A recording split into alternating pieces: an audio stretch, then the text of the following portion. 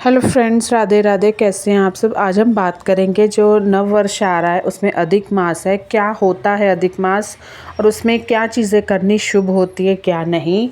हमारा जो नव वर्ष है 2026 में अधिक मास होगा। अधिक मास को पुरुषोत्तम मास कहते हैं। शास्त्र अनुसार पुरुषोत्तम मास को अत्यंत पवित्र भी माना गया है। श्रीमद् भागवत गीता में भगवान श्री कृष्ण ने इसे अपना ही स्वरूप बताया है। जैसे कि नाम से स्पष्ट है कि जब हिंदी कैलेंडर में पंचांग की गणना अनुसार एक मास अधिक होता है तब उसे अधिक मास कहा जाता है।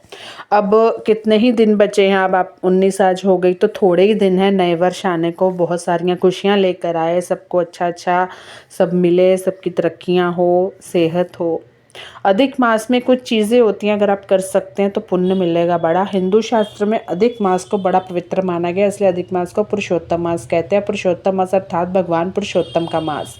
शास्त्रों के अनुसार अधिक मास में व्रत प्रायण करना, पवित्र नदियों में स्नान करना, तीर्थ स्थानों की यात्रा का बहुत पुण्य प्रद होता है। क्योंकि एक तो नया साल भी है तो उसमें सोचते हैं कुछ अच्छी चीज़ करें, कुछ नया करें, कुछ भगवान के दर्शन वर्शन हो जाए ताकि सारा साल हमारा अच्छा बीते। बाकी जो सुख दुख है वो तो अपने कर्मों के साथ हमें आते ही रहने हैं। साल बीते, महीने बीते, दिन बीते, है ना।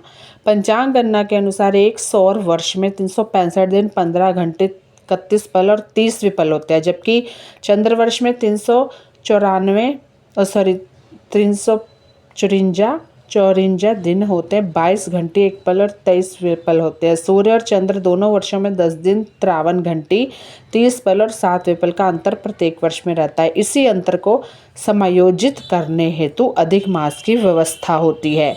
अब ये तो पंडित जी या और चीज़ें होती हैं उनको पता होता है कि अधिक मास जिसमें एक थोड़ा सा महीना कह लो जो बढ़ जाता है, इस तरह का कुछ है।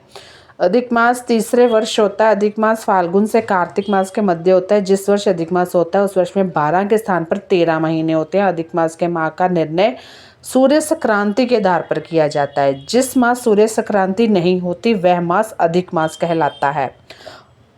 और जो वर्ष 2026 है उसमें अधिक मास पुरुषोत्तम मास 12 मई से 14 जून के मध्य रहेगा। और इस वर्ष जेठ मास की अधिकता रहेगी, अर्थात इस वर्ष 2 जेठ मास होंगे। अधिक मास की मान्यता 17 मई से 14 जून तक ही होगी। अधिक मास में आप विष्णु कृष्ण जी से जुड़े तीर्थ स्थल के दर्शन करना पुण्यदायी होता है। इसमें सबसे खास है जगन्नाथपुरी। ब्रह्म और स्कंद पुराण के अनुसार यहाँ भगवान विष्णु पुरुषोत्तम नील माधव के रूप में अवतरित हुए थे। अब यहाँ पे जो अधिक मास है वो तो मैंने आपको बता दिया कौन सा होता है। यानी कि जब जैसे आपको गर्मी की छुट्टियां होती हैं उसको अधिक मास में, जिसमें मैंने बताया कि आपको 17 जून से इतने जून के लगेगा, वो अधिक मास है।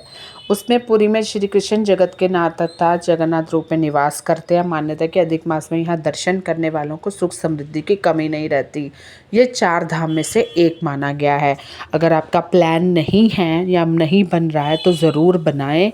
खासकर ये जो मैं जून की बात कर रही हूँ। मैंने आपको 17 मई से कितनी जून बताई है, जितनी भी उतने में अधिक मास लगेगा। उसमें क्या होता है कि कुछ चीज़ें पुण्य जैसे दान पुण्य वगैरह थोड़ा खास हो जाता है वो दिन। साथ ही कहा जाता है कि भगवान जगन्नाथ के नेत्रों के दर्शन से सूर्य चंद्र दोष शांत होते हैं, मन को शांति और एकाग्रता प्राप्त होती है। अधिक मास में जगन्नाथ जी के दर्शन करना कई अनुष्ठान यज्ञ करने के समान फल देता है। अगर आप वैसे नहीं जा सकते, अगर आप कुछ शुभ अवसर पे नहीं जा सकते तो अभी नया साल शुरू हो रहा है तब भी आप जगन्नाथपुरी जी के जरूर दर्शन करें। हमें भी बुलाएं वो, क्योंकि मैं भी नहीं गई हूँ किसी धार्मिक जगह पर। काफ़ी 1 साल हो गया है। राधा रानी कृष्ण जी के दर्शन किए थे हमने।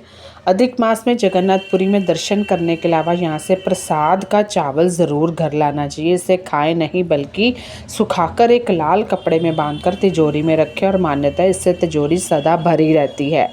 और यहाँ की एक और ख़ास बात भी है, अगर आप जा रहे हैं तो आपको क्या कहते हैं, बेंत बोलते हैं उसको, छड़ी बोलते हैं, कहते हैं वो भी लानी बहुत अच्छी मानी जाती है, शुभ मानी जाती है। जगन्नाथपुरी से बेंत ज़रूर लाएं। धार्मिक मान्यता के अनुसार इससे दुख दरिद्रता घर में प्रवेश नहीं करते और इसे पूजा घर में रखें।